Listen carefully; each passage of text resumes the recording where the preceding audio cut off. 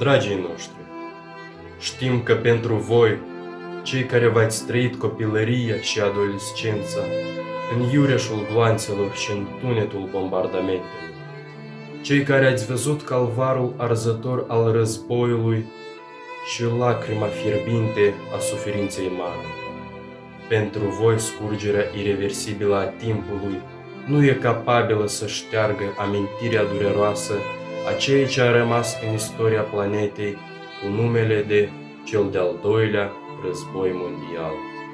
Cum ați putea uita dacă ecoul acestuia este viu și acum în inimi, peste 75 de ani? A fost război. Ecoul lui și azi mai este viu. Cămăși mai vechi, mai noi, amară amintire de la fiu. De atâtea ori fiind, pe la izvor spalate, s-a rost de acum zorul. Și alb, un bacul s-a rărit în spate. Și de mult nu le-a purtat feciorul. Cămăși mai vechi, mai noi, a fost război. Cămașa ta e la fel ca cea a soldatului. Ah, firule de iarbă, cum de nu băcănești pământul cu talpa și tu? Cum de nu ai și tu, general, fiind îmbrăcat ca soldatul? Cum de-ți păstrezi mirosul, frumosul tău miros de iarbă? Cum de nu miroși abocanc, bună oară abocan mărșăluind? Încotro soldățeilor verzi, subțireilor, încotro vă îndreptați? Spre toamnă, poete, spre galbenul ei liniștit, generale. Stau înfipte în glob săbiuțele, ca-n pieptul perniței acere. Ce mai cârpim azi, omule? Cămașa verde a verii, cămașa albă a iernii. Rupte și una și alta, pământul trânțuit de puhoaie, spintecat cu tremure, sufletul rărit. Eroii n-au murit. Ei sunt vii prin tot ce au realizat, prin toate idealurile pe care le-au atins, fiind pentru toți lumina speranței unui viitor mai bun. Icoana lor strălucește, iar peste ani, faptele eroice ne vor motiva să le continuăm cauza. Amintirea lor rămâne vie peste ani prin elogiul și aprecierea noastră. Fiecare frunză a codrului doinește despre eroii țării. Suntem legați de același fir al vieții. Dorința lor e și a noastră, iar menținerea păcii este interesul nostru comun. Ei sunt faima, mândria și tăria veșnică.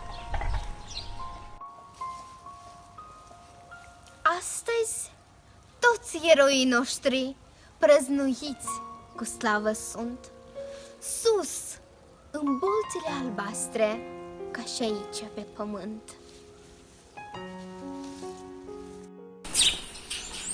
Îngerii în cer le cântă slavă de nemuritori. Pe pământ noi, toți elevii, la mormânt le ducem flori. Și ne închinăm. Dă, Doamne, ca la noastre rugăciuni, pentru cei fără de morminte, să se facă în cer cununi. După ani grei de suferință și durere, coșmarul acelor vremuri s-a încheiat într-o zi care deveni simbol pașnic în întreaga lume. Speranța unei lumi mai bune s-a împlinit, iar lumina viitorului pașnic strălucea în priviri. Să fie pâine pe masă și ce ai casei, acasă, și grâu în brazdă să crească, să fie pace, pace, pace pe pământ. Să fie o blândă lumină și nu rachete în grădină, doar vești frumoase să vină. Să fie pace, pace, pace pe pământ.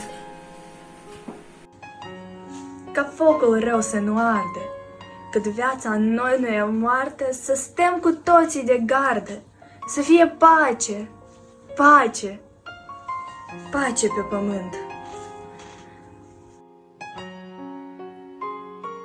Sub zbuciumatele astre, destul cu atâtea dezastre, o, cer problemele noastre, să fie pace, pace, pace pe pământ.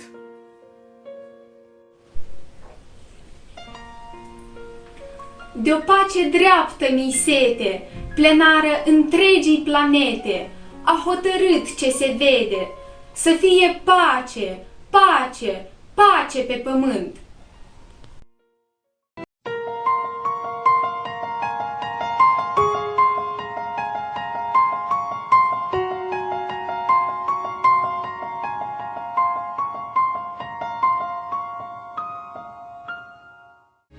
Cât dura